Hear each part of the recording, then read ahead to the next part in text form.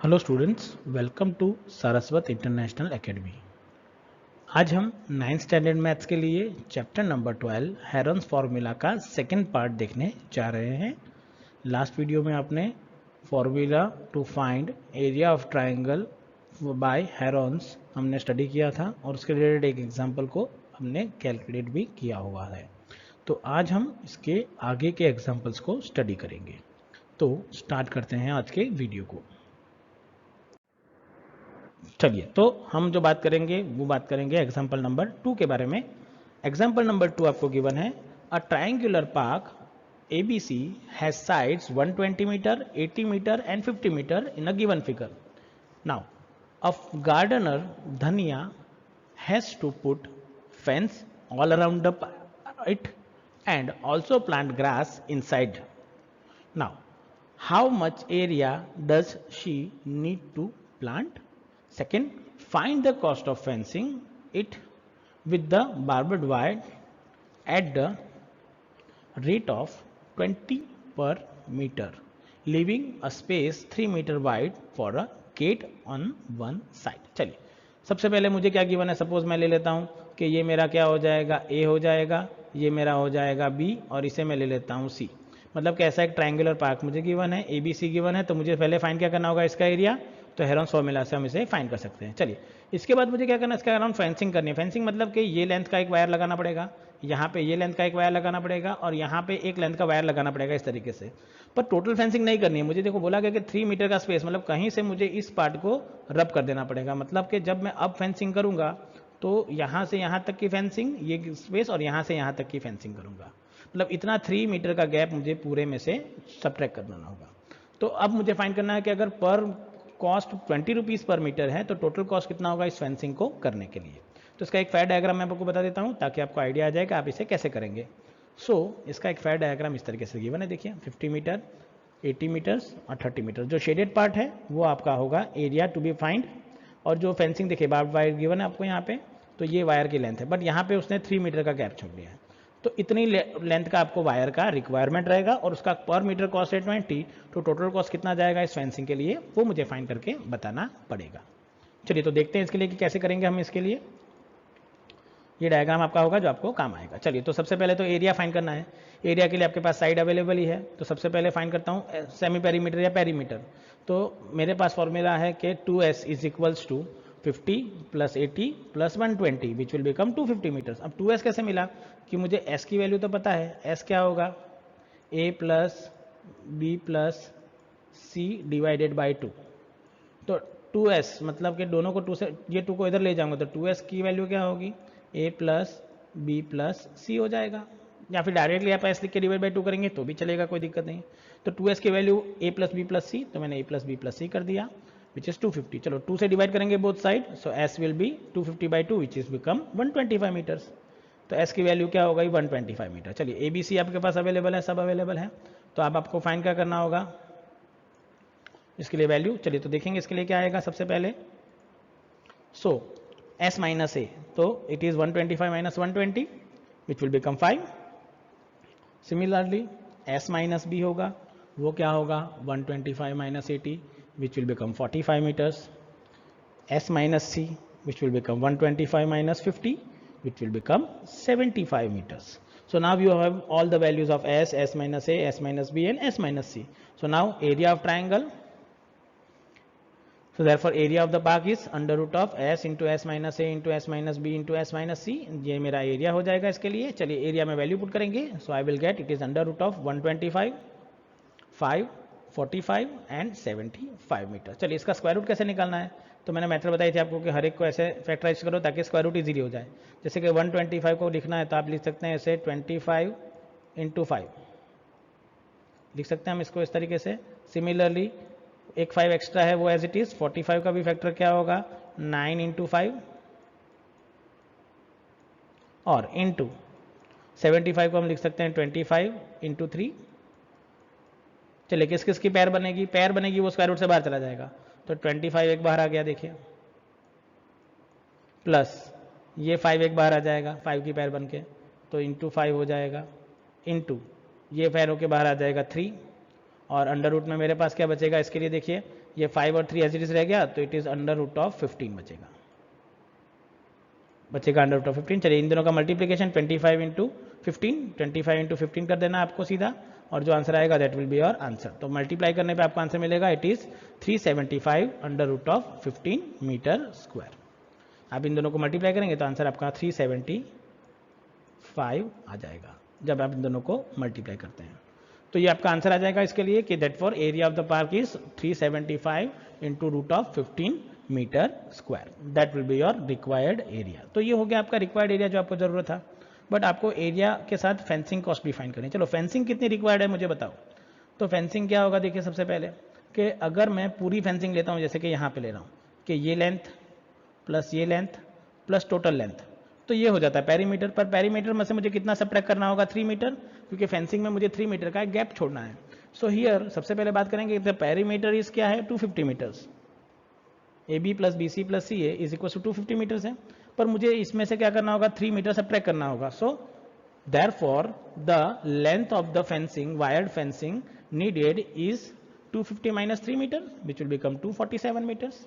तो इसका आंसर क्या होगा, इट इज 247 मीटर्स। पता चला ना कैसे किया, टोटल पेरीमीटर में से मुझे 3 मीटर का सब्ट्रैक्शन करना था, तो वो मैंने यहाँ पे कर दिया है, देखिए 250 माइनस 3, सो ये आपको मिलेगा 247। चलिए अब आपको ये मिल गया है, अब आपको कॉस्ट फाइंड करना है। चलो ये टोटल फेंसिंग का लेंथ है 247 मीटर और पर मीटर कॉस्ट क्या है 20। सो देयरफॉर अगर मुझे कॉस्ट फाइंड करनी है, सो कॉस्ट क्या होगा इसके लिए, देखिए so therefore the cost of fencing क्या होगा, length into price, so it is 247 into 20। चलो 247 इंटू 20 कितना होगा, अगर मल्टीप्लाई कर रहे हैं आप तो देखिए, तो 247 इंटू 2 कर दो, बाद में जीरो लगा दोगे, तो 247 इंटू 2 करना है आपको। चलिए तो 7 2 ज़ा 14, 1 कैरी फॉरवर्ड, 4 2 ज़ा 6 and 7 and 474 and 1 0 is more, so it is 4740. So you can say it is 4940, 247, so it is 4 2 ज़ा 8 and plus 1 9, 4 2 ज़ा 6, यहाँ पे 9 हो जाएगा, so it is 4940 हो जाएगा। तो इस तरीके से आप इसे कैलकुलेट कर सकते हैं, आपका आंसर आ जाएगा 4940 is the total cost of fencing. तो ये हो गया आपका सेकेंड एग्जाम्पल का आंसर, एक ये आंसर आ गया, और सेकेंड आंसर आपका था ये वाला कि एरिया क्या था वो फाइंड करना। तो दोनों आंसर आपने यहाँ पे कैलकुलेट करके बता दिए हैं आपने, ठीक है। चलिए आगे बढ़ते हैं नेक्स्ट क्वेश्चन की ओर, एग्जाम्पल नंबर 3 की ओर।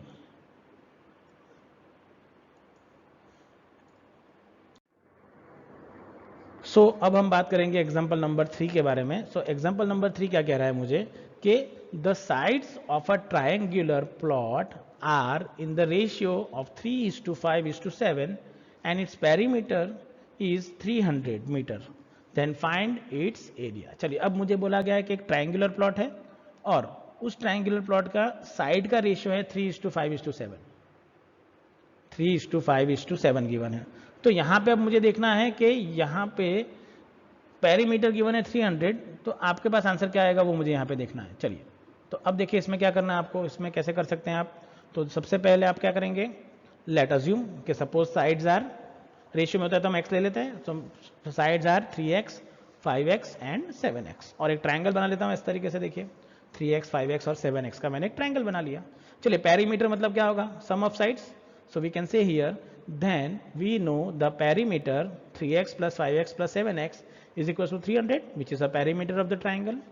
चलिए अब ऐड करेंगे तो 3 प्लस 5 क्या होगा 8, 8 प्लस 7 क्या होगा 15, सो 15x इक्वल्स टू 300 मिलेगा आपको, 15x इज इक्वल्स टू आपको मिलेगा 300, so we can say x equals to 20, x की वैल्यू क्या हो जाएगी 20, so therefore you can say therefore 15x equals to 300 which will gives x is equals to 20। चलिए sides क्या होगी, सो 3 इंटू 20 करना होगा, 5 into 20 and 7 into 20, so 3 into 20 करेंगे, सो यू विल गेट 60, फिर 5 इंटू 20 करना है आपको, so you will get it is 100, and next करना है आपको 7 into 20 which will gives 140।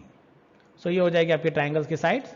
So you can say so the sides of the triangles are 60, 100 and 140 metres. चलिए S हो गया, एस फाइंड करना है आपको।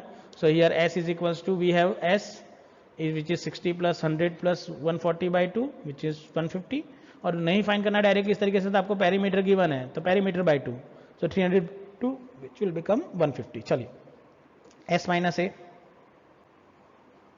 एरिया ऑफ ट्राइंगल फाइंड करना है, तो it is s into s minus a into s minus b into s minus c. अब यहाँ पे हम s minus a, s minus b, s minus c अलग से नहीं फाइंड करके डायरेक्ट फॉर्मूला में पुट कर रहे हैं। तो आप दोनों मेथड से कर सकते हैं। हमने आगे के एग्जांपल में कैसे किया कि आप पहले s minus a, s minus b, s minus c पहले फाइंड करो और बाद में पुट करो, या तो आप फॉर्मूला में डायरेक्ट रख दोगे तो भी कोई दिक्कत नहीं जाएगी। तो मैंने यहाँ पे डायरेक्ट फॉर्मूला लिखा है। So it is under root of 150, then 150 minus 60, then 150 minus 100 and then 150 minus 140। चलिए ये 150 तो एज रहेगा। चलो 150 माइनस 60 करेंगे तो ये हो जाएगा 90, फिर ये हो जाएगा 50 और ये हो जाएगा 10।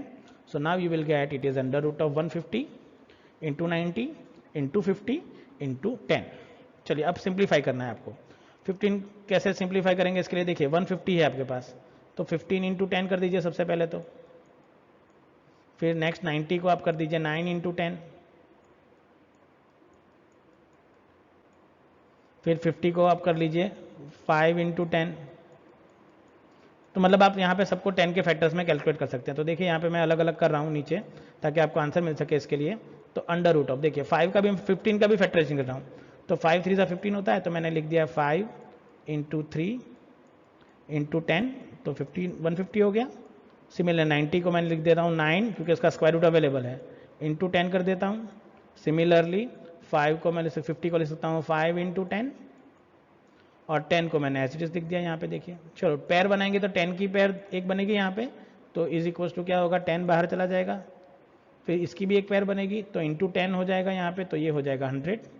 फिर 5 की एक पैर बाहर जाएगी सो इंटू हो जाएगा 5, फिर 9 का स्क्वायर रूट होगा सो इट विल बिकम 3। अब सब नंबर निकल गया, बाकी रहेगा सिर्फ √3, तो बाजू में रह जाएगा √3। चलो 5 3 15 इंटू 100 विल बिकम 1500 इंटू √3।